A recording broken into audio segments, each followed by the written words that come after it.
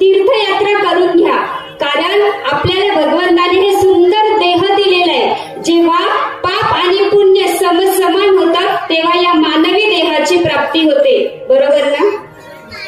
आणि मग या देहाची सार्थकता कशामध्ये आहे बघा, या डोळ्यांनी भगवंताचं मुख बघायचंय, या मुखाने भगवंताचं नाम घ्यायचंय, या हाताने भगवंताच्या भजनातली टाळी वाजवायची, या पायाने चालत जाऊन पंढरपूरची वारी करायची, तेव्हाच हा तुमचा देह सार्थकी होणार.